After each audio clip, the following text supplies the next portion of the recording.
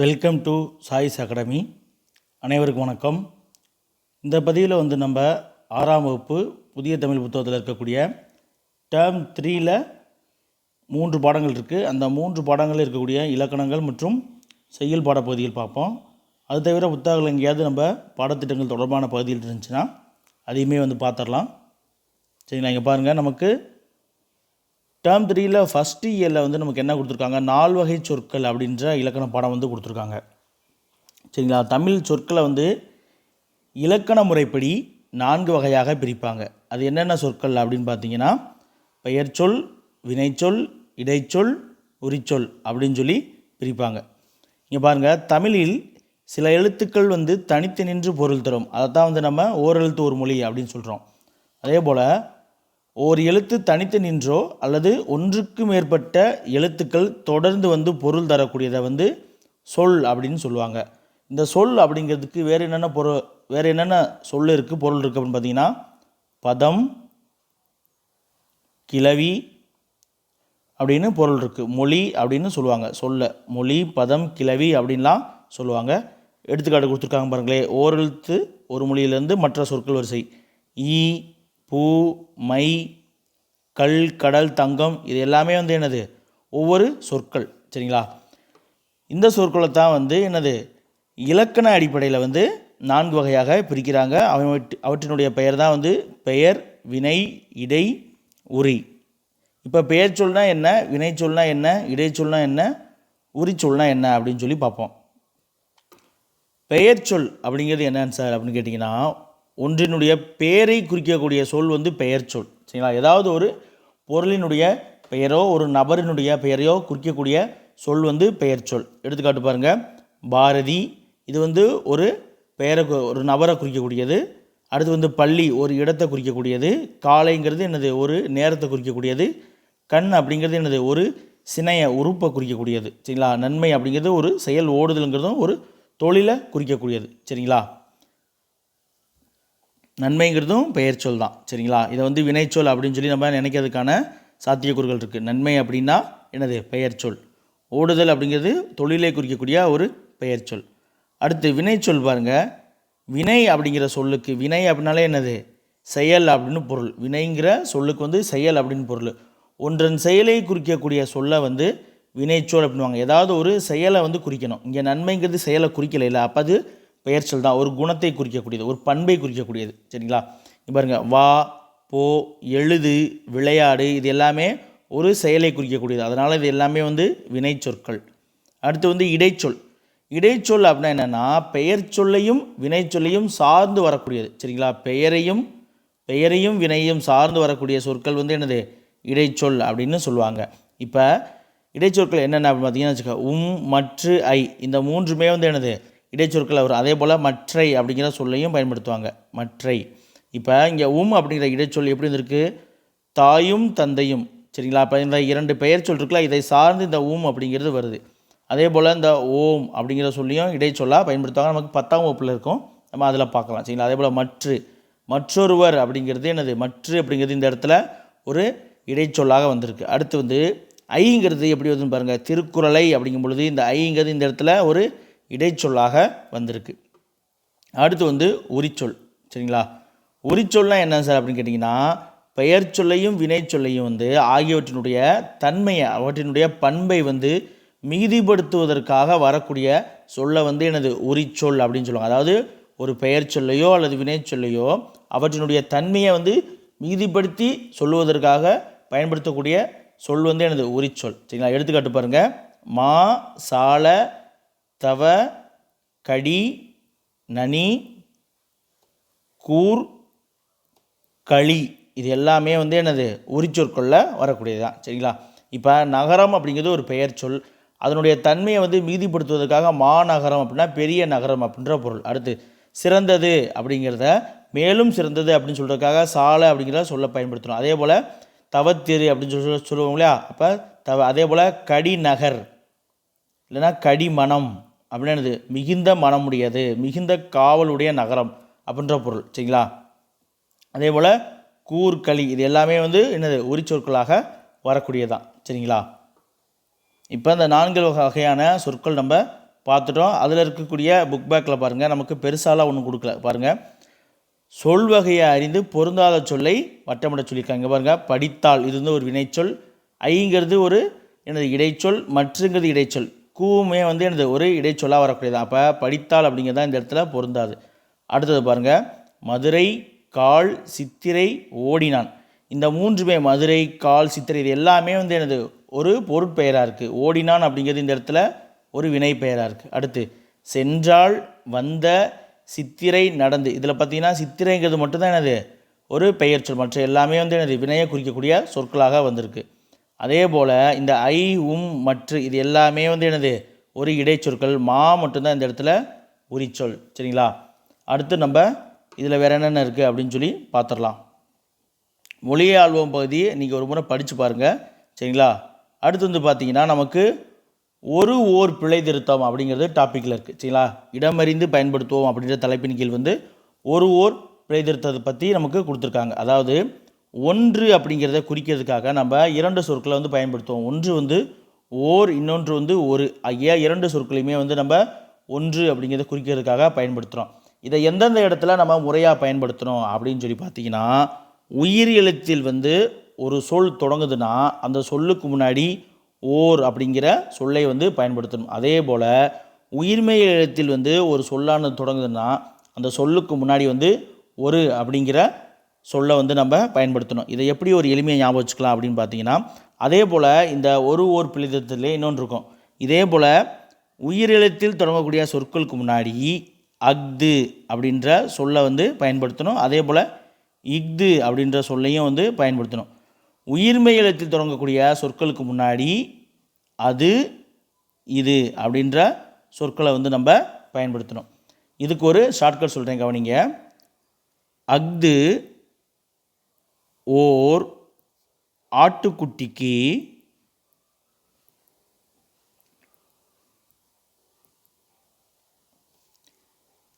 அது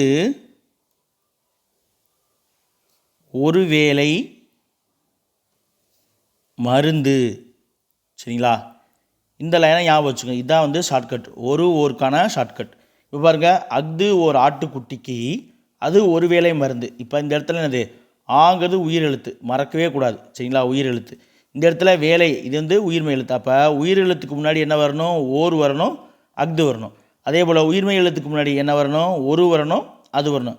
எந்த உயிரெழுத்து வந்தாலும் அதற்கு முன்னாடி அஃது அல்லது ஓர் தான் பயன்படுத்தணும். அதே போல் எந்த ஒரு உயிர்மெய் எழுத்து வந்தாலும் அதற்கு முன்னாடி ஒரு அல்லது அதுதான் பயன்படுத்தணும். சரிங்களா? ஓகே. அடுத்து வந்து பார்த்தீங்கன்னா அதுக்கான எக்ஸாம்பிள் கொடுத்துருக்காங்க பாருங்களேன். அதையும் ஒரு முறை பார்த்துருங்க. நமக்கு தேர்வுலாம் நிறைய முறை கேட்டிருக்காங்க. ஓர் ஊர், இங்கே ஊ அப்படிங்கிறது உயிரெழுத்து. அதே போல் ஓர் ஏரி, இங்கே பாருங்க ஒரு நகரம், ஒரு கடல் அப்படின்னு தான் சொல்லணும். சரிங்களா? அஃது இது அஃது பற்றி இப்போ தான் சொல்லிட்டேங்க பாருங்கள். அஃது இங்கே உள்ளது, இந்த இ அப்படிங்கிறது உயிரெழுத்து அப்படிங்கிறதால அஃது பயன்படுத்தணும். அதே போல் நன்றாக உள்ளது, அது நன்றாக உள்ளது, இந்த தொடரில் நன்றாக அப்படிங்கிறதுக்கு முன்னாடி அது அப்படிங்கிற சொல்லை வந்து பயன்படுத்தணும். சரிங்களா? அடுத்து வந்து இதனுடைய பிழை திருத்தம் கேட்டிருக்காங்க பாருங்களே. நம்மளே பிழை திருத்தி எழுத சொல்லியிருக்காங்க பாருங்கள். ஒரு அழகிய சிற்றூரில் ஓர் குளம் இருந்தது, தவறு. இது ரெண்டும் இன்டர்சேஞ்ச் ஆகி வரணும். சரிங்களா? ஓர் அழகிய சிற்றூரில் ஒரு குளம் இருந்தது அப்படின்னு தான் வரணும். அதே போல் என்னது, ஒரு இரவும் ஓர் பகலும் சேர்ந்தது ஒரு நாள் அப்படின்னு சொல்லி கொடுத்துருக்காங்க. இதுவுமே வந்து இன்டர்சேஞ்ச் பண்ணணும். சரிங்களா? ஓர் இரவும் ஒரு பகலும் சேர்ந்தது தான் வந்து என்னது, ஒரு நாள். அடுத்து அது இல்லாத இடத்தில் எதுவும் நடக்காது அப்படின்னு சொல்லி கொடுத்துருக்காங்க. இந்த இடத்துல அது வரக்கூடாது.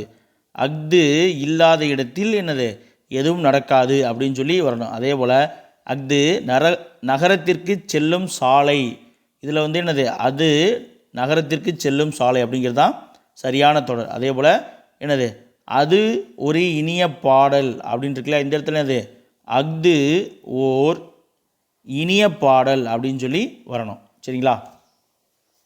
அடுத்து வந்து நம்ம இந்த பாடத்தில் இருக்கக்கூடிய கலைச்சொல் பார்த்துட்டு நம்ம அப்படியே செய்யுள் பாடங்களுக்கு போயிடலாம். சரிங்களா? கலைச்சொற்கள் பாருங்கள். நாட்டுப்பற்று அப்படின்னா, நாட்டுப்பற்றுனா என்னது, பேட்ரியாட்டிசம் அப்படின்னு சொல்லுவாங்க. சரிங்களா? நாட்டுப்பற்றுனா பேட்ரியாட்டிசம். அடுத்து வந்து கலைக்கூடம் அப்படின்னா ஆர்ட் கேலரி. இலக்கியம் அப்படின்னு என்னது, லிட்ரேச்சர் அப்படின்னு பொருள். அடுத்து மெய்யுணர்வு அப்படின்னா என்னது, நாலேஜ் ஆஃப் ரியாலிட்டி என்று பொருள். பாருங்கள், பாரதம் அன்றைய நாற்றாங்கால் அப்படிங்கிற தலைப்பில் வந்து நமக்கு கவிஞர் தாரா பாரதி அவர்களுடைய பாடல் வந்து செய்யுள் பகுதியாக வந்து வந்திருக்கு. பாருங்கள், பாடல் வாசிக்கிறேன், கவனிங்க.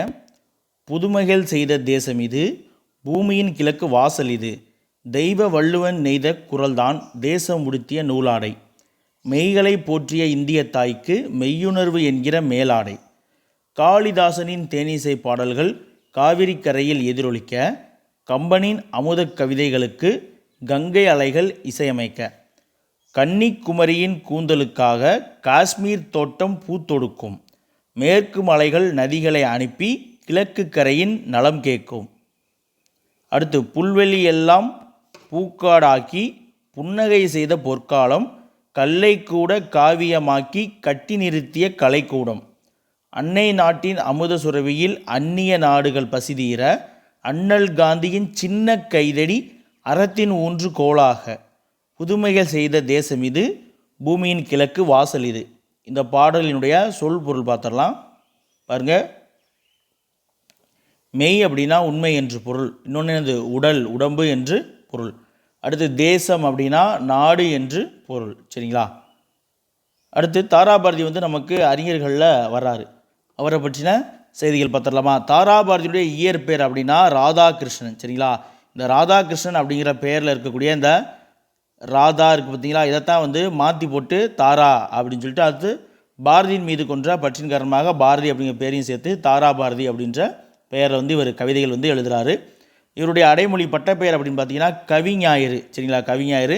இவருடைய பாடல்கள் என்னென்ன அப்படின்னு பார்த்தீங்கன்னா, புதிய விடியல்கள், இது எங்கள் கிழக்கு, விரல் நுனி வெளிச்சங்கள், அடுத்து வந்து என்னது, திண்ணையை இடித்து தெருவாக்கு அப்படின்னு சொல்லி ஓல்டு புக்கில் கூட இருக்குது. அடுத்து தாரா பாரதியினுடைய கவிதைகள் அப்படிங்கிற தொகுப்பில் வந்து நமக்கு கொடுக்கப்பட்ட பாடல் வந்து இடம்பெற்றிருக்கு. இவர் 34 ஆண்டுகள் வந்து பள்ளி ஆசிரியராக பணியாற்றியவர். சிறந்த ஆசிரியருக்கான நல்லாசிரியர் விருதுமே வந்து வாங்கியிருக்காரு. திருவண்ணாமலை மாவட்டத்தில் இவர் பிறந்திருக்கார். சரிங்களா? அடுத்து புக் பேக் கொஷின் பாருங்கள். எனது சரியான விடையை தேர்ந்தெடுத்து எழுத சொல்லியிருக்காங்க. தேசம் உடுத்திய நூலாடை என கவிஞர் குறிப்பிடுவது எனது. தேசம் உடுத்திய நூலாடை வந்து எனது திருக்குறள். சரிங்களா? அடுத்து, காளிதாசனின் தேனிசை பாடல்கள் எதிரொலிக்கும் இடம் இது.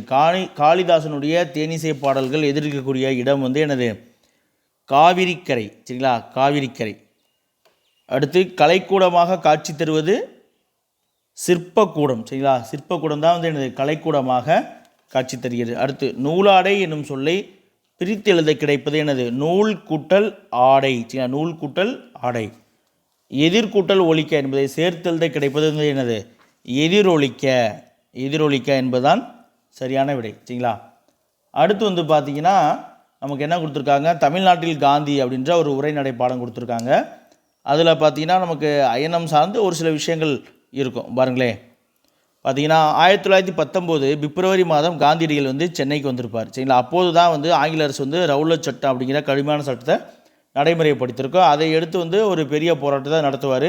அதன் தொடர்ச்சியாக தான் ஏப்ரல் மாதம் 6ஆம் தேதி என்ன பண்ணுவாங்க, இந்தியா முழுவதும் கடையடைப்பு இதெல்லாமே நடத்துவாங்க. சரிங்களா? அப்போது வந்து நமக்கு ராஜாஜி இருக்கா இல்லையா, மூதறிஞர் ராஜாஜி, அவருடைய வீட்டில் வந்து ஒரு கூட்டம் வந்து நடைபெறும். அப்போ காந்தியடிகள் வந்து ஒரு அமர்ந்திருப்பார். அப்போ ராஜாஜியோட மற்ற தலைவர்கள் இருப்பாங்க. அப்போ வந்து ஒரு கவிஞர், யார், முண்டாசு கவிஞர் பாரதியார் வருவார். அவர் வந்து என்ன சொல்வார்னா, காந்தியடிகள் பக்கத்தில் போயிட்டு, மிஸ்டர் காந்தி, இன்றைக்கி சாயங்காலம், அதாவது இன்று மாலை ஒரு கூட்டத்துக்கு நான் வந்து ஏற்பாடு செஞ்சுருக்கேன், அந்த கூட்டத்துக்கு நீங்கள் தலைமை தாங்க முடியுமா அப்படின்னு சொல்லி கேட்பார். அதற்கு காந்தி வந்து, இன்றைக்கி எனக்கு வேறு வேலை இருக்குப்பா, அதனால் வர முடியாது அப்படின்னு சொன்னோன்னே, நீங்கள் வேணால் கூட்டத்தை நாளைக்கு வந்து மாற்றி வச்சுக்கோங்களே அப்படின்னு சொல்லி மாற்றி வைக்க முடியுமா அப்படின்னு கேட்பார். அதுக்கு வந்து பாரதியார் என்ன சொல்லுவார், முடியாதுங்க, திட்டமிட்டபடி கூட்டம் வந்து நடந்தே தீரும், அப்புறம் தாங்கள் தொடங்க போகிற இயக்கத்துக்கு வந்து என்னுடைய வாழ்த்துக்கள் அப்படின்னு சொல்லிட்டு அவர் போயிடுவார். சரிங்களா? அதை பார்த்துட்டு அவருடைய அந்த தோரணை மிடுக்கு இதெல்லாம் பார்த்துட்டு காந்தி வந்து ராஜாஜிட்ட கேட்பார், இவர் யார் அப்படின்னு சொல்லி ஒரு ஆச்சரியத்துடன் கேட்பார். அதுக்கு வந்து ராஜாஜி என்ன சொல்லுவார் அப்படின்னா, இவர் வந்து எங்கள் தமிழ்நாட்டு கவிஞர் அப்படின்னு சொல்லுவார். சரிங்களா? அதாவது இவர் எங்கள் தமிழகத்தின் சொத்து அப்படின்னு ராஜாஜி சொல்லுவார். அது காந்தி வந்து இவர் இந்தியாவின் சொத்து அப்படின்னு சொன்னதாகவும் இருக்குது. சரிங்களா? அப்போ இவரை பத்திரமாக பாதுகாக்க வேண்டும் அப்படின்னு காந்தி சொல்லுவார். சரிங்களா? அடுத்து வந்து பார்த்தீங்கன்னா இதில் வேறு என்ன நமக்கு முக்கியமான செய்தி இருக்குன்னு பார்த்தீங்கன்னா 1921ஆம் ஆண்டு செப்டம்பர் மாதம் 2வது முறையாக வந்து காந்தி வந்து தமிழ்நாட்டுக்கு வருவார். சரிங்களா? அப்போ தான் காந்தியடிகளோட உடையிலேயே வந்து ஒரு மாற்றம் ஏற்படும். சரிங்களா? அப்போ தான் ரயிலில் வந்து என்னது மதுரைக்கு வந்து போவார். அப்போ ரயிலில் வந்து மதுரைக்கு போகும் வழியில் சோழவந்தான் அந்த ஊர் வழியாக தான் போகும் ட்ரெயின். அப்படி போகும்போது சோழவந்தான் பகுதியில் வந்து காவேரி பாசனம் நல்ல விளைச்சல் இருக்கக்கூடிய ஏரியா ஃபுல்லாக நெல் வயல். அப்போ அங்கே இருக்கக்கூடிய உழவர்கள் எல்லாமே இடுப்புக்கு கீழே மேலாடையை மட்டும் கட்டிக்கிட்டு இடுப்புக்கு கீழாடையை மட்டும் கட்டிக்கிட்டு மேலாடை இல்லாமல் வேலை செய்கிறத பார்ப்பாங்க. அப்போ வந்து என்ன சொல்லுவார் காந்தி இதை பார்த்துட்டு, அப்போ விவசாயிகள் எல்லாமே வந்து என்னது ரொம்ப சிறிய துணி அடைஞ்சிருக்காங்க, நான் மட்டும் இவ்வளோ நீளமான வேட்டி சட்டை தலைப்பாக இதெல்லாம் போட்டிருக்கேன் அப்படின்னு சொல்லிட்டு, இனிமேல் வந்து இந்தியாவினுடைய விவசாயிகளோட உடை தான் என்னுடைய உடையாகவும் அடையாளமாக இருக்கும் அப்படின்னு சொல்லி அவர் என்னது அந்த மேலாடையை துறந்துட்டு இனிமேல் கீழாடையோட பயணம் செய்வார். சரிங்களா? அதே போல் என்ன பண்ணுவார், காரைக்குடி பக்கத்தில் கானாடு காத்தான் அப்படின்ற ஊர், அங்கே இருக்கக்கூடிய ஒரு செல்வந்தர் வீட்டில் போய் காந்தியடிகள் தங்கியிருப்பார். அப்போ அவர் வீட்டில் வந்து என்னது எங்கே பார்த்தாலும் ஒரே வெளிநாட்டு அலங்கார பிள்ளைனா அந்த பகுதியில் வந்து அவங்கெல்லாம் வியாபாரம் செய்யக்கூடியவங்க, அதனால் வந்து பல நல்ல வசதியாக இருப்பாங்க. வீடெல்லாம் பார்த்திங்கன்னா கிட்டத்தட்ட ஒரு பெரிய பெரிய அரண்மனை மாதிரி பெரிய பெரிய வீடுகள்லாம் காரைக்குடி பக்கம்லாம் இருக்கும். சரிங்களா? தெரியாதவங்களுக்கு சொல்கிறேன், தெரிஞ்சவங்களுக்கு தெரியும், சவுத்தில் இருக்கவங்க காரைக்குடியில் இருக்கவங்களாம் தெரியும். அப்போ அங்கே போய் பார்த்தா அவங்க வீட்டில் வந்து பெரிய பெரிய அலங்கார பொருட்கள்லாம் இருக்கும். அப்போ காந்தி என்ன சொல்லுவார், உங்கள் வீட்டை வந்து நீங்கள் வெளிநாட்டு பொருட்களால் வந்து அழகுபடுத்தி வச்சுருக்கீங்க, அந்த வீட்டுக்காக நீங்கள் செலவு செஞ்ச பணத்தில் 10ல் ஒரு பங்கு பணத்தை வந்து என்கிட்ட கொடுத்தீங்கன்னா இதை விட வந்து நான் அழகாக செஞ்சுருவேன் அப்படின்னு சொல்லுவார். அதை கேட்டு அவர் வந்து என்ன பண்ணுவார், அடுத்த முறை வரும்பொழுது மறுமுறை காந்தி திருப்பி அங்கே போய் பார்க்கும்போது அந்த வெளிநாட்டு பொருட்கள் எல்லாமே அங்கே இருக்காது. சரிங்களா? அடுத்து வந்து பார்த்திங்கன்னா மீனாட்சி அம்மன் கோயில் நிலைய போராட்டம்லாம் நடக்கும் இல்லையா? அப்போ மீனாட்சி அம்மன் கோயிலுக்கு வந்துட்டு காந்தியை வந்து என்னது போயிட்டு வரலாம் அப்படின்னு சொல்லி தலைவர்கள் எல்லாமே கூப்பிட்ருப்பாங்க. அப்போ வந்து காந்தி என்ன சொல்லுவார், அந்த கோவிலுக்குள் செல்ல எல்லா மக்களுக்கும் அனுமதி உண்டா அப்படின்னு சொல்லி கேட்பார். அதற்கு வந்து அங்கே இருந்தவங்க என்ன சொல்லுவாங்கன்னா, இல்லை எல்லா மக்களுக்கும் அனுமதி இல்லை அப்படின்னு சொன்னேன். அப்படின்னா காந்தி என்ன சொல்கிறார், அப்படியா அப்படின்னா அந்த கோயிலுக்கு நான் அங்கே வரமாட்டேன் அப்படின்னு சொல்லுவாங்க. பல ஆண்டுகளுக்கு பிறகு இந்த கோயிலுக்குள்ளே போகிறதுக்கு என்னது எல்லாருக்கும் வந்து உரிமை உண்டு அப்படின்னு சொல்லி அறிவிக்கப்பட்டது. அதன் பிறகு வந்து என்னது மதுரைக்கு வந்தபோது தான் காந்தி வந்து மீனாட்சி அம்மன் கோவிலுக்கு வந்து போயிருப்பார். அடுத்து வந்து பார்த்திங்கன்னா தற்பொழுது தென்காசி மாவட்டத்தில், சரிங்களா, முன்னாடி திருநெல்வேலியில் இருக்கக்கூடிய குற்றாலத்தில், தற்பொழுது தென்காசி மாவட்டத்தில் இருக்கிற குற்றாலத்துக்கு அவர் ஒரு முறை போகும்போது அருவியில் குளிக்கலாம் அப்படின்னு சொல்லி குற்றாலத்தில் வந்து ஒரு நிகழ்ச்சி நடக்குது. அங்கே வந்து காந்தியடிகள் வந்து போயிருக்கார். அப்போ வந்து குற்றால அருவியில் வந்து நீராடுறதுக்கு குற்றால அருவியில், சரிங்களா, குற்றால அருவியில் குளிப்பதற்கு அனைவருக்குமே வந்து எனது உரிமை இருந்துச்சு. ஆனால் அந்த அருவிக்கு போகக்கூடிய வழியில் செல்லும் வழியில் வந்து ஒரு கோவில் இருந்துச்சு. சரிங்களா? அந்த கோயில் வழியாக போவதுக்கு ஒரு சாரருக்கு மட்டும்தான் தடை விதித்திருந்தாங்க. சரிங்களா? அப்போ அதனால் என்ன ஆகுது அப்படின்னா அருவியில் எல்லாரும் குளிக்க முடியாது. ஏன்னா அந்த கோயில் வழியாக போக முடியாதனால குளிக்க முடியாது அப்படின்ற ஒரு நிலை ஏற்படுது. இதை வந்து காந்தியடிகள் தெரிஞ்சுட்டு என்ன பண்ணுறாரு, குற்றால அருவியில் வந்து நான் குளிக்க மாட்டேன் அப்படின்னு சொல்லி மறுத்துருவார். சரிங்களா? அப்போ மனிதர்களிடம் வந்து ஒரு உயர்வு தாழ்வு பாராட்டக்கூடாது அப்படிங்கிறதுல காந்தி உறுதியாக இருந்தார் அப்படின்னு சொல்லியிருக்காங்க. அடுத்து வந்து பார்த்திங்கன்னா காந்தியடிகளுக்கும் தமிழுக்கும் உள்ள தொடர்பு பற்றி நமக்கு கொடுத்துருக்காங்க. பாருங்களேன், காந்தியடிகள் என்ன சொல்கிறாங்க, தென்னாப்பிரிக்காவில் வாழ்ந்த பொழுது தமிழ் மொழியை கற்கவே தொடங்கிட்டார் காந்தி. சரிங்களா? தென்னாப்பிரிக்காவில் வாழும் பொழுதே எனது தமிழ் மொழியாக கற்க தொடங்கிட்டார். ஏன்னா அவர் வந்து அங்கே இருக்கும்போது ரஷ்யா அறிஞர் தால்ஸ்டாய் இருக்கார்ல, அவர் தான் வந்து காந்தியடிகள் சொல்கிறாரு, உங்கள் நாட்டில் தமிழ் அப்படின்ற ஒரு மொழி இருக்குது, அந்த மொழியில் திருக்குறள் அப்படின்ற ஒரு நூல் இருக்குது, அதை வாங்கி படிங்க, ரொம்ப சிறப்பான நூல் அப்படின்னு சொல்லுவாங்க. காந்தி வந்து என்ன சொல்கிறாருன்னா, ஜிஇ போப் அவர்கள் வந்து மேற்கத்தியர்கள் வந்து தமிழ் படிப்பதற்காக தமிழ் ஹேண்ட் புக், சரிங்களா, தமிழ் கையேடு அப்படின்ற ஒரு புத்தகத்தை வந்து எழுதியிருப்பார் இல்லையா, அந்த புத்தகத்தை வந்து சொல்கிறாரு. அந்த புத்தகம் தமிழ் கையேடு அப்படின்ற புத்தகம் வந்து தம்மை கவர்ந்ததாக காந்தியடிகள் வந்து குறிப்பிடுறார். சரிங்களா? அதே போல் திருக்குறளும் அவரை பெரிதும் கவர்ந்த நூலாகும். காந்தியடிகள் வந்து திருக்குறளை வந்து சில பாடல்களை வந்து மொழிபெயர்ப்பும் செஞ்சுருக்காரு ஆங்கிலத்தில். சரிங்களா? அடுத்து வந்து பார்த்திங்கன்னா 1937ஆம் ஆண்டு சென்னையில் வந்து ஒரு இலக்கிய மாநாடு வந்து நடைபெற்றது. அந்த இலக்கிய மாநாட்டுக்கு காந்தியடிகள் வந்து தலைமை வைத்தார். சரிங்களா? உவே சாமிநாதையர் இருக்கார்ல, தமிழ் தாத்தா, அவர் தான் வந்து அந்த மாநாட்டினுடைய வரவேற்பு குழு, சரிங்களா, வரவேற்பு குழுவினுடைய தலைவராக இருந்திருப்பார். அந்த மாநாட்டில் உவே சாமிநாத ஐயர் வந்து ஒரு உரையாற்றுவார். அந்த உரையை கேட்ட காந்தியடிகள் வந்து மகிழ்ச்சி அடைந்து இந்த ஸ்டேட்மெண்ட்டை சொல்லுவார். சரிங்களா? என்னது, இந்த பெரியவரின் அடிநிலையில் இருந்து தமிழ் கற்க வேண்டும் எனும் ஆவல் உண்டாகிறது அப்படின்னு சொல்லியிருப்பார். இதுதான் வந்து தமிழ்நாட்டில் காந்தி அப்படின்னு சொல்லிட்டு நமக்கு கொடுக்கப்பட்டிருக்க பாடம். அதே போல் தமிழ்நாட்டில் மதுரையில் வந்து காந்தியடிகள் பேரில் ஒரு மியூசியமும் இருக்குது. சரிங்களா? அடுத்து வந்து இதனுடைய புக் பேக் கொஷின் அப்படின்னு சொல்லி பார்த்தீங்கன்னா நமக்கு பிரித்து எழுத சேர்த்து எழுதுக அப்படின்னு சொல்லி பெருசாகவே கிடையாது. சரிங்களா? அதனால் நம்ம அடுத்த பாடத்துக்கு போயிடலாம். அடுத்து பார்த்திங்கன்னா வேலுநாச்சியார் பாடம். வேலுநாச்சியார் பாடம் நம்ம நிறையா முறை ஐஎன்எம்லேயும் அது இதையும் படிச்சிருப்போம். சரிங்களா? வேலுநாச்சியார் பாடமும் அதாவது தொடக்க கால ஆங்கில எதிர்ப்பு அந்த பாடத்துலேருந்து கண்டிப்பாக ஒவ்வொரு முறையும் தேர்வுக்கான கேள்வியிலேருந்து வந்துக்கிட்டே இருக்குது. கட்டபொம்மன் சார்ந்து, பூலித்தேவன் சார்ந்து, வேலுநாச்சியார் சார்ந்து, அப்புறம் தீரன் சின்னமலை சார்ந்து எல்லா எக்ஸாம்லையும் பாருங்கள் கண்டிப்பாக கேள்வி வந்துக்கிட்டே இருக்குது. அதனால் ரொம்ப தெளிவாகவே பாருங்கள். வேலுநாச்சியாரோட காலம் அப்படின்னு பார்த்தீங்கன்னா 1730 முதல் 1796 இதை ஒரு முறை டிஎன்பிசியில் கேட்டிருக்காங்க. சரிங்களா? இவர் வந்து ராமநாதபுரம் மன்னர் செல்லமுத்து சேதுபதிக்கு மகளாக பிறந்தவங்க தான் வேலுநாச்சியார். அவருடைய 16ஆம் வயதில் சிவகங்கை மன்னர் முத்து ஒடுகுநாதரை வந்து திருமணம் செய்வாங்க. சரிங்களா? முத்து ஒடுகுநாதரை திருமணம் செய்து வாழ்ந்துக்கிட்டு இருக்கும்போது அவருக்கு வந்து வெள்ளச்சி நாச்சியார் அப்படின்ற ஒரு பெண் குழந்தை பிறப்பாங்க. 1772 ஆங்கிலேயர்களுக்கும் வேலுநாச்சியாருடைய கணவரான முத்து ஒடுகுநாதருக்கும் வந்து காளையார் கோயில் அப்படிங்கிற இடத்துல வந்து ஒரு போர் நடைபெறும். அந்த காளையார் கோயில் போரில் வந்து முத்து ஒடுகுநாதர் வந்து கொல்லப்பட்டுருவார். கொல்லப்பட்டவரனே ராணி வேலுநாச்சியார் வந்து தலவாய் தாண்டவராயர் அப்படிங்கிற உதவியின் காரணமாக என்ன பண்ணுவாங்க, சிவகங்கையிலேருந்து தப்பிச்சு திண்டுக்கல் கோட்டையில் இருக்கக்கூடிய, அதாவது திண்டுக்கல் விருப்பாச்சி கோட்டையில் இருக்கக்கூடிய கோபால நாயக்கர் அவர்கிட்ட போயிட்டு அடக்கலம் போவாங்க. சரிங்களா?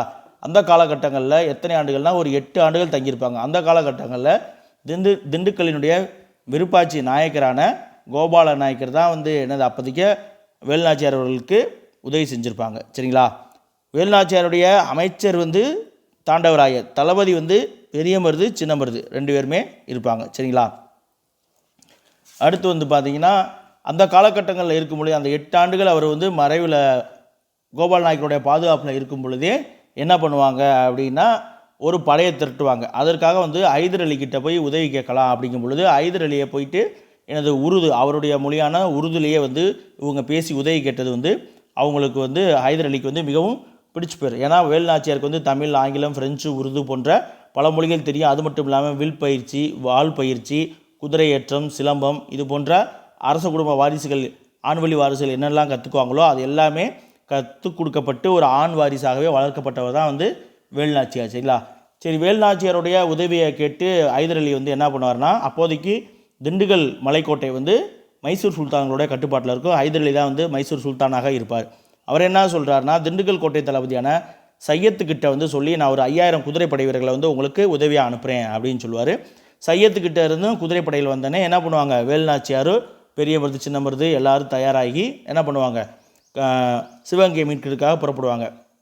முதல்ல வந்து வேலுநாச்சியார் என்ன சொல்லுவாங்க அப்படின்னா அவர்களுடைய கணவரான முத்து ஒடுகுநாதர் கொல்லப்பட்ட இடமான காளையார் கோயிலை மீட்கணும் அப்படின்னாங்க. அப்போ முதல் நாள் போரில் காளையார் கோயில் வந்து மீட்கப்பட்டுரும். அதுக்கப்புறம் சிவகங்கை கோட்டைக்குள்ளே போகிறதுக்கு வந்து ஒரு கடுமையான காவல் விதிக்கப்பட்டிருந்து பிரிட்டிஷ் அரசு வந்து என்னது ரொம்ப செக்யூரான ப்ரொடெக்ஷன் போட்டிருந்தாங்க.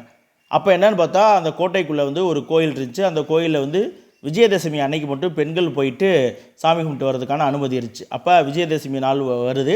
விஜயதசமி அன்னைக்கு என்ன பண்ணுறாங்க, இவங்கெல்லாம் பிளான் பண்ணி குயிலினுடைய பாதுகாவலி மற்றும் வேலுநாச்சியருடைய பாதுகாவலி, மெய்ப்பாதுகாவலர் மற்றும் நெருங்கிய தோழியான குயிலி அவர்களுடைய தலைமையில் வந்து பெண்கள் எல்லாம் சாமி கும்பிட போகும்போது என்ன பழம், தட்டு, பூலாம் கொண்டுவாங்களே அதுக்குள்ளே வந்து ஆயுதங்களை மறைச்சி வச்சுக்கிட்டு போவாங்க. உள்ளே போயிட்டு சரியான நேரம் விழும்போது கோட்டைக்குள்ளே வந்து தாக்குதல் தொடங்குவாங்க. அந்த சமயத்தில் வந்து குயிலி அப்படிங்கிறவங்க என்ன பண்ணுவாங்க, அவங்க உடம்பு முழுதும் எண்ணெயை ஊற்றிக்கிட்டு ஆங்கிலுடைய வெடிமருந்து கிடங்கில் போயிட்டு குதிச்சிருவாங்க. அதனால் வந்து தெரிஞ்சிடும், ஓகே விபரீதம் அதிகமாகிடுச்சுனோடனே வெளியில் இருந்த ஆண்கள் படையை உள்ளே போயிட்டு ஆங்கிலேயர்களை ஓட விரட்டி அடித்து வெளியேற்றிடுவாங்க. வேலுநாச்சியார் வந்து இப்போ 1780ஆம் ஆண்டு சிவகங்கையை மீட்டு ராணியாக முடிசூடிக்குவார். சின்ன மருது, பெரிய மருது அவருடைய தளபதியாகவும் ஆலோசகர்களாகவும் நியமிக்கப்படுவாங்க. சரிங்களா? அப்போ அதன் பின்னால் தான் வந்து 19 வருஷம் கழித்து தான் வந்து வேலுநாச்சியார் மரணம் அடைவாங்க. வேலுநாச்சியார் வந்து சிவகங்கையை மீட்ட பொழுது அவருக்கு வந்து வயது கிட்டத்தட்ட 50 வயது. சரிங்களா? இந்திய மண்ணிலேயே பிரிட்டிஷ் அரசை எதிர்த்து போராடி வென்று இழந்த நிலத்தை மீட்ட முதல் பெண்மணி அப்படின்னு சொல்லி வேலுநாச்சியார் தான் வந்து இருக்காங்க இன்ன வரைக்கும் ஹிஸ்ட்ரியில். சரிங்களா? இதுக்கடையில் பார்த்தீங்கன்னா உடையாள் அப்படின்ற ஒரு ஆடுமைக்கும் பெண் வராங்க. என்ன அப்படின்னா அவருடைய கணவர், வேலுநாச்சியாருடைய கணவர் கொல்லப்பட்ட காலத்தில் அவங்க தப்பிச்சு போகும்பொழுது ஆங்கிலேயர்கள் அவங்கள விரட்டிக்கிட்டு வரும் பொழுது அப்போ அந்த வழியில் ஒரு பெண் ஆடு மேய்ச்சிட்டு இருக்காங்க. அவங்கள கூப்பிட்டு வெள்ளைக்காரங்க கேட்குறாங்க, இந்த வழியாக வேலுநாச்சியார் அவங்களாம் போனாங்களா அப்படின்னா அவங்கள பற்றி நான் எதுவும் சொல்ல மாட்டேன்னே ஆங்கிலேயர் வந்து அந்த பெண்ணை வந்து கொன்றுவாங்க. அந்த செய்தியை வந்து கேள்விப்பட்ட வேலுநாச்சியார் என்ன பண்ணுவாங்க, அந்த உடையாள் அப்படிங்கிற அவர்களுடைய பேருடைய நினைவாக என்ன பண்ணுறாங்க, ஒரு நடுகளில் நட்டு அந்த நடுகளுக்கு வேலுநாச்சியாருடைய தாலியை வந்து காணிக்கையாக்க தருவாங்க. சரிங்களா? அதே போல் அவருடைய பெண்கள் படைப்பிரிவு வந்து உடையாள் படைப்பிரிவு அப்படின்னும் சில தகவல்கள் சொல்கிறாங்க. சரிங்களா? இதுதான் வந்து நமக்கு வேலுநாச்சியார் பற்றி கொடுக்கப்பட்டிருக்க பாடம். இதில் வந்து பார்த்திங்கன்னா மேக்ஸிமம் எல்லாம் சொல்லிட்டு என்னது, ஜான்சி ராணிக்கு முன்னாடியே, ஜான்சி ராணி எப்போ வருவாங்க, 1857 தான் வருவாங்க. ஜான்சி ராணிக்கு முன்பாகவே வந்து வீரப்போர் புரிந்து ஆங்கிலேயரை வெற்றி பெற்றவங்க தான் நம்முடைய வேலுநாச்சியார் அவர்கள். சரிங்களா? இப்போ டேர்ம் 3ல் இயல் 1 வந்து முடிஞ்சு அடுத்து இயல் 2ல் இருக்கக்கூடிய பாடங்கள் வந்து நம்ம பார்க்கலாம். சரிங்களா? கவனிங்க, பெயர் சொல். சரிங்களா? அதாவது இயல் 2ல் இருக்கக்கூடிய இலக்கண பாடம் வந்து நமக்கு என்னது, பெயர் சொல் அப்படின்ற பாடம் கொடுத்துருக்காங்க. நம்ம பார்த்தோம் இல்லையா, 4 வகை சொற்களில் முதலாவது சொற்களாக இருக்கக்கூடிய பெயர் சொல்லை பற்றி வந்து படிக்க போகிறோம். நம்ம ஏற்கனவே தெரியும் என்னது, ஒன்றின் பெயரை குறிக்கக்கூடியது பெயர் சொல். அது 4 வகையாக பிரிக்கிறாங்கன்ட்டு. இங்கே பாருங்கள், ஒரு சில லெட்டர்ஸ் எல்லாம் கொடுத்துருக்காங்க, ஒரு சில வேர்ட்ஸ் எழுத்துக்கள்லாம் கொடுத்துருக்காங்க பாருங்கள். மரம், பள்ளிக்கூடம், சித்திரை, கிளை, இனிப்பு, பாடுதல், இந்த சொற்களை எல்லாம் கவனிங்க அப்படிங்கிறாங்க. இவை எல்லாமே வந்து என்னது, இது எல்லாமே வந்து பெயரை குறிக்கக்கூடிய சொற்கள். சரிங்களா? ஆனால் ஒன்றன் பெயரை குறிக்கக்கூடிய சொல் வந்து பெயர் சொல் அப்படின்னு நம்ம ஏற்கனவே படித்தோம். இந்த பெயர் சொல்லை வந்து எத்தனை வகையாக பிரிக்கிறாங்க அப்படின்னா, பெயர் சொல்லை வந்து 6 வகையாக பிரிக்கிறாங்க. சரிங்களா? அது என்னென்ன அப்படின்னு பார்த்தீங்கன்னா, ஒன்றன் பெயரை குறிக்கக்கூடிய சொல் வந்து பெயர் சொல். இதை 6ஆக பிரிக்கிறோம். அது எப்படி அப்படின்னா, ஒரு பொருளினுடைய பெயரை குறிக்கக்கூடிய சொல்லை வந்து பொருள் பெயர், ஒரு இடத்தினுடைய பெயரை குறிக்கக்கூடிய சொல்லை வந்து இடப்பெயர், ஒரு காலத்தினுடைய பெயரை குறிக்கக்கூடிய சொல்லை வந்து காலப்பெயர், ஒரு சினை, ஒரு உறுப்பினுடைய பெயரை குறிக்கக்கூடிய சொல்லை வந்து என்னது, சினை பெயர், ஒரு பண்பினுடைய பெயரை குறிக்கக்கூடிய, நன்மைன்னு பார்த்தோம் இல்லையா, நன்மை தீமை அதெல்லாம் பண்பு. அப்போ அந்த சொற்களை வந்து என்னது, பண்பு பெயர். ஒன்றன் தொழிலை குறிக்கக்கூடிய பெயர் சொல்ல வந்து என்னது, பெயரை வந்து என்னது, தொழிற்பெயர் அப்படின்னு சொல்லி 6 வகையாக பிரிக்கிறாங்க. இப்போ நம்ம ஒன்றொன்றையும் என்னென்ன பார்த்துடலாம். இந்த 6 வகை பெயர் சொல்லியுமே வந்து என்னது தெளிவாக பார்த்துடலாம். சரிங்களா? பொருட்பெயர் அப்படின்னா என்ன சார், இப்போ தான் சொன்னேன், ஒன்றன் பொருளை குறிக்கும் பெயர் பொருட்பெயர். இது வந்து உயிருள்ள பொருளாகவும் இருக்கலாம் அல்லது உயிரற்ற பொருளாகவும் இருக்கலாம். மரம், செடி இதெல்லாம் வந்து என்னது, உயிரற்ற பொருள். மரம் கூட உயிர் இருக்குது அப்படின்னு சொல்கிறாங்க. ஏன்னா தாவரங்களுக்கு உயிர் இருக்குது அப்படின்னு சொல்லி நீலகேசி பாடுது இல்லையா, ரைட்டு. புத்தகம், நாற்காலி அப்படின்னா இது உயிரற்ற பொருள். அப்போ இது வந்து பொருட்பெயர். அதே போல் மயில், பறவையெல்லாம் உயிர் உள்ளது. அடுத்து வந்து ஒன்றன் இடத்தை குறிக்கக்கூடியது. சரிங்களா? இடத்தை குறிக்கிறது சென்னை, பள்ளி அப்படிங்கிறது ஒரு இடம், பூங்காங்கிறது ஒரு இடம், தெருங்கிறது ஒரு இடம். அப்போ இடத்தை குறிக்கக்கூடியது இடப்பெயர். அடுத்து வந்து காலப்பெயர்னு பார்த்தீங்கன்னு வச்சுக்க, காலம் அது நேரமாக இருக்கலாம், மாதமாக இருக்கலாம், வருஷமாக இருக்கலாம், நிமிடமாக இருக்கலாம். இது எல்லாமே வந்து என்னது, காலம்.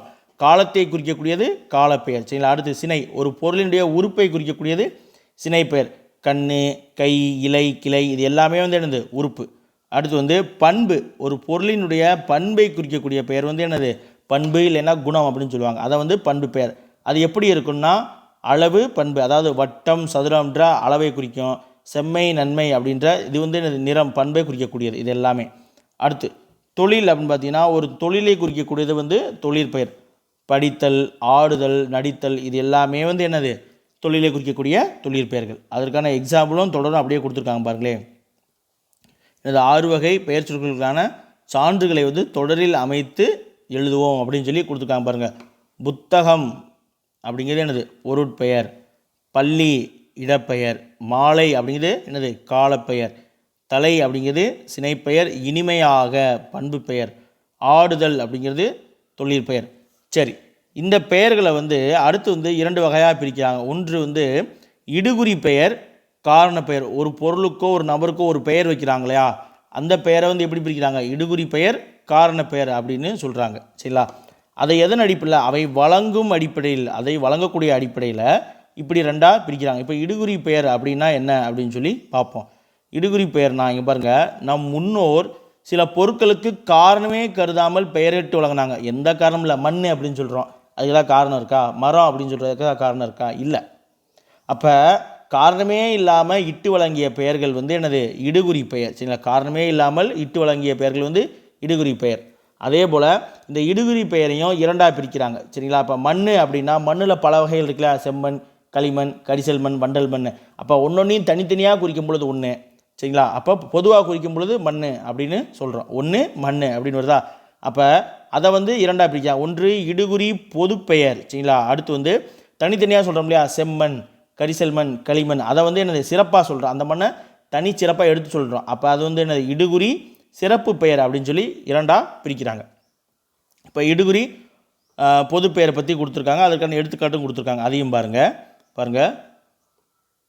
இங்கே பாருங்கள், ஓர் இடுகுறி பெயர் அத்தன்மை உடைய எல்லா பொருட்களையும் பொதுவாக குறிக்கும். ஒரு இடுகுறி பெயர் வந்து என்னது அந்த தன்மையுள்ள எல்லா பொருட்களையும். இப்போ மண் அப்படின்னா மண் அப்படிங்கிற தன்மையில் எல்லா மண்ணையும் குறிக்கக்கூடியது. மரம் அப்படின்னா மாமரம், கொய்யாமரம், பலாமரம், வாழைமரம் எல்லாத்தையும் பொதுவாக குறிக்கக்கூடியது. அதுதான் வந்து என்னது இடுகுறி பொதுப்பெயர், சரிங்களா. அடுத்து இடுகுறி சிறப்பு பெயர்னா ஓர் இடுகுறி பெயர் வந்து குறிப்பாக அந்த காரணமே இல்லாமல் வழங்கிய பெயர், குறிப்பாக ஒரே ஒரு இனத்தை மட்டும், அந்த மண்ணுனா அந்த மண்ணில் ஒன்றை மட்டும் குறிப்பாக, மரம்னா அந்த மரத்தில் ஒன்றை மட்டும் குறிப்பாக சொல்லக்கூடியது, ஒரு பொருளை மட்டும் பர்டிகுலராக பாயிண்ட் பண்ணி காட்டக்கூடியது வந்து என்னது இடுகுறி சிறப்பு பெயர் அப்படின்னு சொல்கிறாங்க. பாருங்கள், மா அப்படின்னா அது மாமரம், கருவேலங்காடு அப்படின்னா அது கருவேலங்காடு, பனந்தோப்பு அப்படின்னால வந்து என்னது அது இடுகுறி சிறப்பு பெயர் தான், சரிங்களா. அடுத்து வந்து காரண பெயர். முன்னாடியே இடுகுறி பெயர் அது காரணமே இல்லாமல் வழங்கிய பெயர் வந்து இடுகுறி பெயர். அப்போ காரணத்தோடு வழங்கக்கூடிய பெயர்கள் வந்து என்னது காரண பெயர், சரிங்களா. காரணத்தோடு ஒரு பொருளுக்கு வழங்கக்கூடிய பெயர்கள் எல்லாமே வந்து என்னது காரண பெயர். இந்த காரண பெயரையும் எடுத்துக்காட்டு பாருங்கள். நாற்காலி, கரும்பலகை. 4 கால்கள் கொண்டதால் நாற்காலி, கருமையாக உள்ள பலகை ஆதலால் கரும்பலகை, சரிங்களா. இதையுமே வந்து என்னது காரண பொதுப்பெயர், காரண சிறப்பெயர் அப்படின்னு சொல்லி பிரிக்கிறாங்க. அப்போ காரண பொதுப்பெயர் அப்படின்னா என்ன டெஃபினிஷன் பாருங்கள். குறிப்பிட்ட காரணமுடைய எல்லா பொருட்களையும் பொதுவாக குறிக்கக்கூடியது. குறிப்பிட்ட காரணத்திற்காக எல்லா பொருள்களையும் பொதுவாக குறிக்கக்கூடிய எடுத்துக்காட்டு வந்து பார்த்திங்கன்னா பறவை. பறவை என்னது, பறவை அப்படிங்கிறத பறக்கக்கூடிய காரணத்துக்காக அதுக்கு பறவை அப்படின்னு வச்சோம். ஊர்வன அப்படின்னு சொல்கிறோம். ஊர்வனது ஊர்ந்து செல்லக்கூடியதால் ஊர்வனன்னு சொல்கிறோம். இது எல்லாமே வந்து என்னது ஒரு காரண பொதுப்பெயர், பொதுவாகவே குறிக்கும். பறவைனா அதில் காக்கா, குருவி, மயில், கொக்கு எல்லாமே வரும். ஊர்வனனா என்னது பாம்பு, பல்லி, தேள், இது எல்லாமே வந்து ஊர்வனில் வரக்கூடிய. இப்போ இதெல்லாமே வந்து என்னது பொதுவாக ஒரு காரண பெயர், குறிப்பிட்ட காரணமுடைய எல்லா பொருட்களையும் பொதுவாக குறிக்கக்கூடியது வந்து காரண பெயர், சரிங்களா. அணி அப்படின்னாலும் அது வந்து காரண பெயர் தான், சரிங்களா. அணினா வந்து ஒன்று அழகு, நகை, அணிந்து கொள்வதால் அணிகலன் அப்படின்ற பொருளில் வரும், சரிங்களா. அப்போ நகைகள், இந்த இடத்துல வந்து நகைகள் அப்படின்ற பொருள் வச்சுருக்கோம். நகை இருக்கு இல்லையா, அணிந்து கொள்ளக்கூடிய நகை. அப்போ இப்போ என்னது நகை அப்படின்னாலே அந்த நெக்லஸ் வரும், மோதிரம் வரும், அப்புறம் என்னது ஒட்டியானம் வரும். இது எல்லாமே நகை தான், எல்லாமே நகை. அதாவது தனித்து சொல்லும் பொழுது தான் வந்து என்னது அது காரண சிறப்பெயராக வரும், சரிங்களா. அடுத்து பாருங்கள், காரண சிறப்பெயர். குறிப்பிட்ட காரணமுடைய எல்லா பொருட்களுக்குள்ளேயும், சரிங்களா, குறிப்பிட்ட காரணமுடைய எல்லா பொருட்களுக்குள்ளேயும் ஒன்றை மட்டும் சிறப்பாக குறிக்கக்கூடியது காரண சிறப்பெயர். இப்போ அணி அப்படின்னு பார்த்தோம், அணினா நகைன்னு பார்த்தோம். அதில் வளையல் அப்படின்ட்டு பாருங்கள், தனிப்பட்ட முறையில் வளையலை மட்டும் சொல்லுதா, அப்போ இது வந்து காரண சிறப்பெயர். அதே போல் பறவை அப்படின்றது என்னது காரண பொதுப்பெயராக பார்த்தோம். அந்த பறவையில் மரங்கொத்தி அப்படின்னு மட்டும் தனிப்பட்டு சொல்லுதா, அது வந்து காரண சிறப்பெயர், சரிங்களா. இதுதான் வந்து என்னது நம்ம அறுவகை பெயர் சொல்ல வரக்கூடியது, சரிங்களா. அடுத்து இதனுடைய புக் பேக் கொஸ்டின் பாருங்கள். சரியான விடையை தேர்ந்தெடுத்து எழுத சொல்லியிருக்காங்க. இடுகுறி பெயரை வட்டமிடுக. இடுகுறி பெயர்னா என்னது, காரணமே இல்லாமல் இட்டு வழங்கிய பெயர், அதுதான் வந்து என்னது இடுகுறி பெயர், சரிங்களா. பறவை அப்படிங்கிறது பறக்கக்கூடியதால் வச்சது. மண் அப்படிங்கிறது காரணமே இல்லை, அப்போ இதுதான். முக்காலினா 3 கால்களை உடையது. மரங்கொத்தி அப்படிங்கிறது இது வந்து ஒரு பறவை, அப்போ இது வந்து என்னது காரண பெயரில் பேர் வராது, சரிங்களா. அடுத்து 2வது பாருங்கள், காரண பெயரை வட்டமிட சொல்லியிருக்காங்க. காரணம் கருதி வளையல், வளையலுங்கிறது காரணம் கருதி வைக்கப்பட்டது, சரிங்களா. வளைந்திருப்பதால் வளையல். அடுத்து இடுகுறி சிறப்பு பெயர். இடுகுறி சிறப்பு பெயர்னா என்னது, காரணமே இல்லாமல் ஒன்றை மட்டும், பொதுவான காரணமில்லாத எல்லா பொருட்களையும் ஒன்றை மட்டும் தனித்து காட்டக்கூடியது, சரிங்களா. இப்போ வயல்னால் எல்லாமே வயல் தான், சரிங்களா. ஆனால் வாழைங்கிறது மரத்தினுடைய வகை. மரம்ங்கிறது இந்த இடத்துல என்னது இடுகுறி பொதுப்பெயரில் வரும். அப்போ வாழை மரம்ங்கிறது என்னது இடுகுறி சிறப்பு பெயரில் வரக்கூடியது. மீன் கொத்திங்கிறது என்னது காரண சிறப்பு பெயரில் வரக்கூடியது. பறவைங்கிறது காரண பெயரில் வரக்கூடியது, சரிங்களா. வயல் அப்படிங்கிறது என்னது இடுகுறி பொது பெயரில் வரக்கூடியது.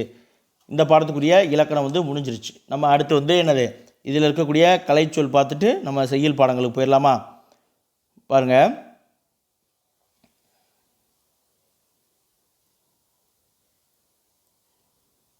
இருபொருள் தருக அப்படின்னு சொல்லி கொடுத்துருக்காங்க பாருங்களேன். இது நமக்கு ஒளி வேறுபாடு பொருள் தருக நமக்கு தெரியும். அறம், சரிங்களா? இந்த அறம் அப்படின்னா என்னது? அறுக்கக்கூடிய ஒரு கருவி. இந்த அறம்னா என்னது? அறச்செயல்கள் அப்படின்ற பொருளில் வரும். மனம் நான் ஏற்கனவே சொல்லிட்டேன். அடுத்து பாருங்கள், இருபொருள் தருகல.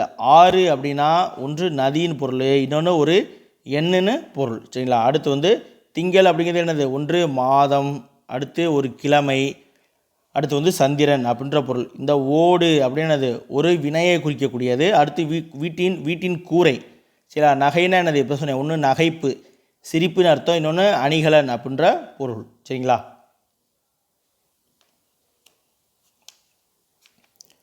அடுத்து கலைச்சொற்கள் பாருங்கள்.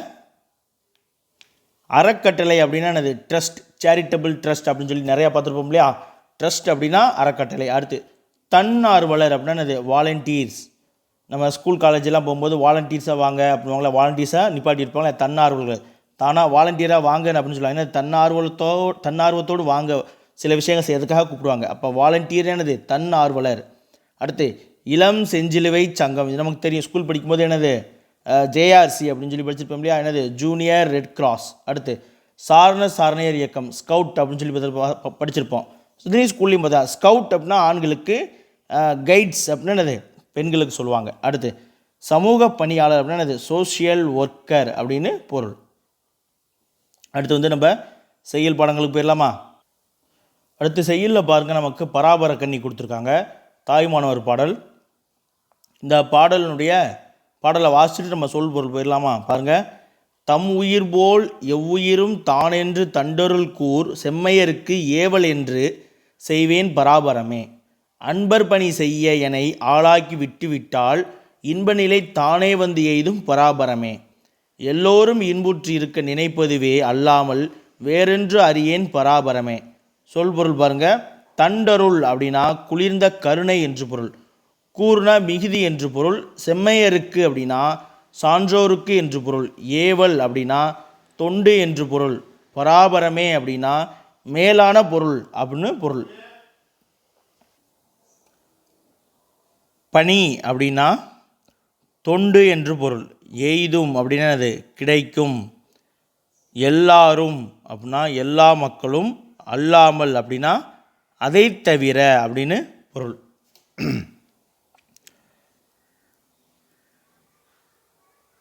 பார்த்தீங்கன்னா இந்த பாடலை எழுதியவர் தாய்மானவர் திருச்சியை ஆண்ட விஜயரகுநாத சொக்கலிங்கரிடம் தலைமை கணக்கராக பணிபுரிந்தவர், சரிங்களா? இந்த பாடல் தாய்மானவர் பாடல்கள் அப்படின்ற நூலில் இருக்குது. இந்த தாய்மானவர் பாடல்களை என்னது? தமிழ் மொழியின் உபநிடதம் அப்படின்னு சொல்லுவாங்க. இந்த பாடல்கள் பராபர கன்னி அப்படிங்கிற தலைப்பில் தொகுக்கப்பட்டிருக்கு. கன்னி, சரிங்களா? இந்த கன்னி அப்படின்னா அது 2 அடிகளில் பாடப்படுவது, சரிங்களா? இந்த கன்னி அப்படின்னா என்னது? இளம்பெண் என்று பொருள், சரிங்களா? இளம்பெண், கன்னி பொண்ணுன்னு சொல்கிறோம் இல்லையா? அந்த அர்த்தத்தில் வரக்கூடியது. இதனுடைய புக் பேக் பார்த்துடலாமா? தம் கூட்டல் உயிர் என்பதை சேர்த்துல கிடைக்கும் சொல் தம் உயிர், சரிங்களா? தம் கூட்டல் உயிர், தம் உயிர். அடுத்து இன்புற்று கூட்டல் இருக்க என்பதை சேர்த்தல் கிடைக்கும் சொல் இன்புற்றிருக்க, சரிங்களா? இன்புற்றிருக்க. தான் என்று என்னும் சொல்லை பிரித்தெழுத கிடைப்பது தான் கூட்டல் என்று, சரிங்களா? தான் கூட்டல் என்று. அடுத்து சோம்பல் என்னும் சொல்லுக்குரிய பொருத்தமான எதிர்ச்சொல். சோம்பல் அதுக்கு பொருத்தமான எதிர்ச்சொல் என்னது? சுறுசுறுப்பு, சரிங்களா? அடுத்து உரைநடையில் பார்த்தீங்கன்னா அடுத்த பாடல் கலீல் கிப்ரான், லெபனான் நாட்டை சேர்ந்த கலீல் கிப்ரானுடைய பாடலை கொடுத்துருப்பாங்க. அதை எனது கவிஞர் புவியரசு மொழிபெயர்த்த தீர்க்கதரிசி அப்படிங்கிற நூலில் இடம்பெற்றிருக்கும், சரிங்களா? அது மட்டும் போதும். அடுத்து பார்த்திங்கன்னா பசிப்பினி போக்கிய பாவை அப்படின்னு சொல்லி மணிமேகலை காப்பியத்தை பற்றின ஒரு நாடகம் கொடுத்துருப்பாங்க. இதில் நமக்கு பெருசாக தேவையான தகவல் இல்லை, நம்ம சிலபஸ்க்கு புதுசாக இல்லை. அடுத்து என்னது? பாதம் அப்படின்னு சொல்லிட்டு ஒரு துணைப்பாடம் கொடுத்துருப்பாங்க. அதுலேயுமே பெருசான செய்திகள்லாம் இல்லை. முதல்ல நம்ம படிக்க வேண்டியது எல்லாமே நல்லா படிச்சிடணும், சரிங்களா? இந்த பகுதி எனது எஸ் ராமகிருஷ்ணன் அப்படின்ற எழுத்தாளர் எழுதியது, சரிங்களா? தற்கால தமிழ் எழுத்தாளர் இப்போ இன்னமும் இருக்கார், சரிங்களா? அவர் நாவல்கள், சிறு நாவல்கள், கட்டுரை தொகுப்புகள், சிறுவர் இலக்கியங்கள் அப்படின்னு சொல்லி இவருடைய படைப்புகள் நீள்கின்றது. இவருடைய மற்ற நூல்கள் அப்படின்னு பார்த்தீங்கன்னா உபபாண்டவம், கதாவிலாசம், தேசாந்திரி, கால் முளைத்த கதைகள், சரிங்களா? இதெல்லாமே எனது எஸ் ராமகிருஷ்ணன் அவர்களுடைய நூல்கள், சரிங்களா? அடுத்து நமக்கு கொடுக்கப்பட்டிருக்க பகுதி தாவரங்களின் உரையாடல் அப்படின்ற சிறுகதை தொகுப்பில் தான் கொடுக்கப்பட்டிருக்கு.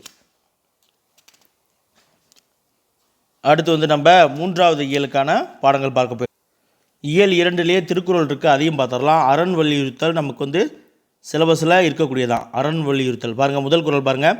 மனத்துக்கண் மாசிலன் ஆதல் அனைத்தரன் ஆகுல நீர பிற. அதாவது ஒருவன் வந்து மனதளவில் மாசு இல்லாதவனாக இருக்கணும். அதாவது உள்ளத்தில் ஒருவன் குற்றமில்லாமல் இருப்பது தான் சிறந்த அறமாகும். மற்றவை எல்லாமே வந்து எனது வெறும் ஆரவாரம் தான், அறம் அல்ல. அடுத்து 2வது குறள் பாருங்கள்.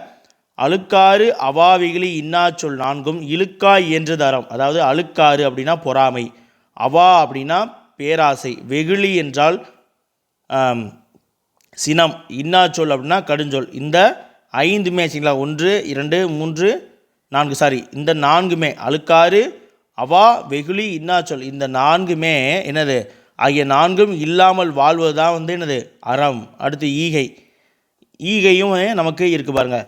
வரியார்க்கு ஒன்று ஈவதே ஈகை மற்ற எல்லாம் குறியெதிர்ப்பை நீரது உடைத்து. சரிங்களா, வரியாருக்கு அப்படின்னா அது இல்லாதவர்களுக்கு தருவது தான் வந்து ஈகை.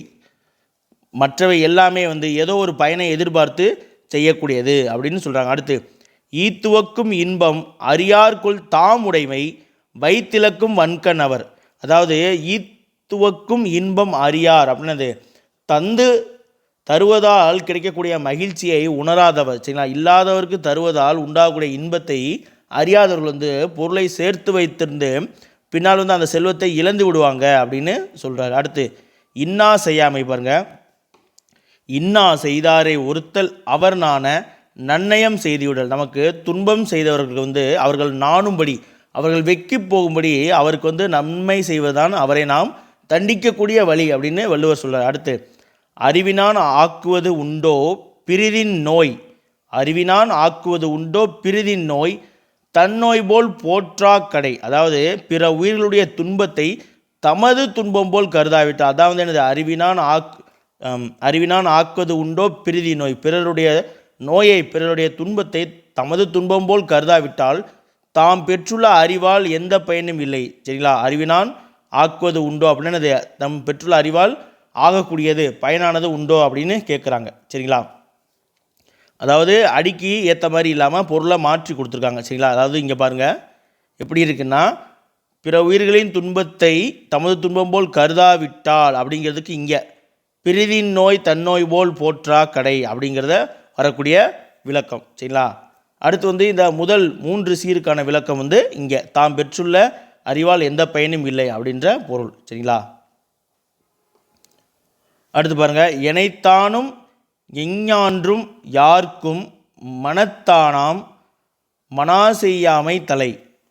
சரிங்களா, எனைத்தானும் எஞ்ஞான்றும் யார்க்கும் மனத்தானாம் மானா செய்யாமை தலை. அதாவது நம் உள்ளம் ஏற்றுக்கொள்ளாத எந்த செயலும் எக்காலத்திலும் யாருக்கும் நம்ம சிறிதளவும் கூட செய்யக்கூடாது. சரிங்களா, எனைத்தானும் எஞ்ஞான்றும் யாருக்கும் என்னது எக்காலத்திலும் செய்யக்கூடாது அப்படின்னு பொருள். எனைத்தானும் எஞ்ஞான்றும் யாருக்கும் என்னது யாருக்கும் எந்த காலத்திலும் செய்யக்கூடாது. எதை அப்படின்னா மனத்தானா மானா செய்யாமை, தம் மனம் ஏற்றுக்கொள்ளாத செயல்களை அப்படின்னு பொருள். அடுத்து 8வது குறள் பாருங்கள். கொல்லாமை பகுத்துண்டு பல்லுயிர் ஓம்புதல் நூலோர் தொகுத்தவற்றுள் எல்லாம் தலை. பகுத்துண்டு அப்படின்னது நம்மகிட்ட இருக்கக்கூடிய உணவை மற்ற எல்லாருக்கும் பிரித்து கொடுக்குறது. அப்போ தம்மிடம் இருப்பவற்றை பிற உயிர்களுக்கு பகிர்ந்து கொடுத்து காப்பாற்றக்கூடிய அந்த குணம்தான் வந்து அறநூல்களில் கூறப்பட்டுள்ள அறங்களுள் எல்லாம் சிறந்தது அப்படின்னு சொல்கிறாங்க. அடுத்து பெரியாரை பிழையாமை, அதாவது ஆற்றுவார் ஆற்றல் இகழாமை போற்றுவார் போற்றலுள் எல்லாம் தலை. அதாவது ஆற்றுவார் ஆற்றல் இகழாமை அப்படின்னது ஆற்றல் உடையவர்களை வந்து எப்பொழுதுமே வந்து நாம் இகழக்கூடாது. சரிங்களா, அதுவே தம்மை தீங்கில் இருந்து காத்து கொள்ளக்கூடிய வழிகளில் சிறந்த வழி. சரிங்களா, அதாவது யாருக்கு வந்து ஆற்றல் இருக்கோ அவங்கள வந்து இகழக்கூடாது. அப்படி நாம் அவர்களை இகழாமல் இருப்பதான் வந்து என்னது போற்றுவார் போற்றலுள் எல்லாம் தலை என்னது நம்மை காத்து கொள்ளக்கூடிய வழிகளில் எல்லாம் சிறந்த வழி. அடுத்து எரியால் சுடப்படினும் உய்வுண்டாம் உய்யார் பெரியார் பிழைத்தொழுகுவார்.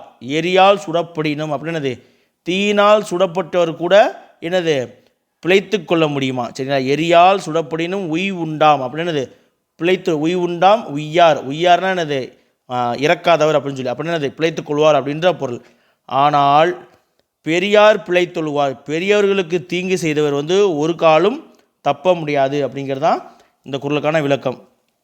இதனுடைய புக் பேக் கொஸ்டின் பாருங்கள். ஏழைகளுக்கு உதவி செய்வது தான் வந்து என்னது?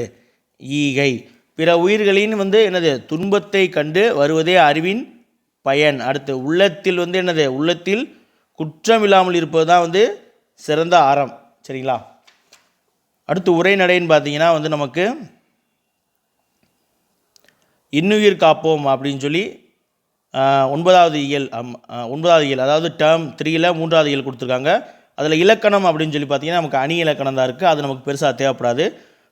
அடுத்து பாடல் அப்படின்னு சொல்லி பார்த்தீங்கன்னா கவிமணி தேசிய விநாயகம் பிள்ளை அவர்கள் எழுதிய என்னது? ஆசிய ஜோதி த லைட் ஆஃப் ஏஷியா அப்படின்ற நூலினுடைய மொழிபெயர்ப்பு கொடுத்துருக்காங்க. அதனுடைய சொல் பொருள் பார்த்துடலாம். அஞ்சினர் அப்படின்னா என்னது? பயந்தனர். கருணை அப்படின்னா இரக்கம். வீழும் அப்படின்னா என்னது? விழும், கீழே விழுதல் அப்படின்ற பொருள். ஆகாது அப்படின்னா முடியாது. நீல் நிலம் அப்படின்னா என்னது? பரந்த உலகம். கேள்வி கேட்டாலும் கேட்கலாம். நீல் நிலம் என்பதன் எதிர்ச்சொல் காண்க அப்படின்னு சொல்லி கேட்டாலும் கேட்டதான். முற்றும் அப்படின்னா என்னது? முழுவதும்.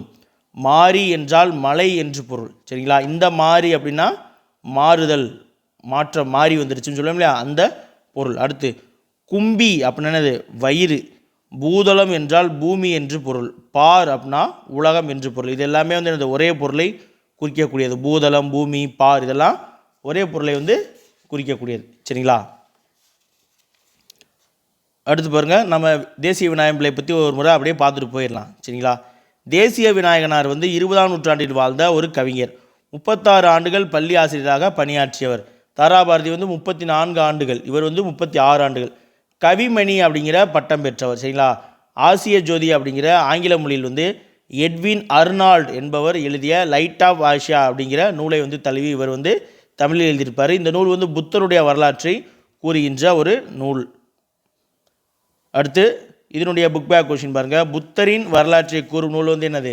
ஆசிய ஜோதி. புத்தருடைய வரலாற்றை கூறும் நூல் ஆசிய ஜோதி. அடுத்து நேர்மையான வாழ்வை வாழ்பவர் யார்? நேர்மையான வாழ்வை வாழ்பவர் எல்லா உயிர்களிடத்தும் இரக்கம் கொண்டவர் தான் வந்து என்னது? நேர்மையான வாழ்வை வாழ்பவர். சரிங்களா? அடுத்து வந்து ஒருவர் செய்யக்கூடாதது எது அப்படின்னா, ஒருவர் செய்யக்கூடாது வந்து தீவினை. சரிங்களா? தீவினை தான் வந்து ஒருத்தர் வந்து செய்யக்கூடாது. அடுத்து எளிதாகும் என்ற சொல்லை வந்து பிரித்தெழுத கிடைப்பது வந்து எளிது கூட்டல் ஆகும். எங்கே இருக்குது? இதுதான் சரியான விடை. அடுத்து பாலை எல்லாம் என்னும் சொல்லை பிரித்தெழுத கிடைப்பது பாலை கூட்டல் எல்லாம். இதுதான் வந்து சரியான விடை. சரிங்களா? அடுத்து இனிமை கூட்டல் உயிர் இன்னுயிர். இனிமை கூட்டல் உயிர் வந்து என்னது? இன்னுயிர். மை விகுதி போயிடும். சரிங்களா? அடுத்து வந்து என்னாகும்? இதில் அந்த இன்னும் ஒட்டு ரட்டு இந்த இகரமும் போயிட்டு இன்னும் மட்டும் இருக்கும். அடுத்து வந்து இந்த ஒற்று வந்து ரட்டித்து இன்னொரு இன்னும் வரும். சரிங்களா? அதுக்கப்புறம் உடல்மேல் உயிர் வந்து ஒன்றும். சரிங்களா? அடுத்து வந்து மலை கூட்டல் எலாம்னா என்னது? மலையலாம். இதுதான் வந்து சரியான விடை.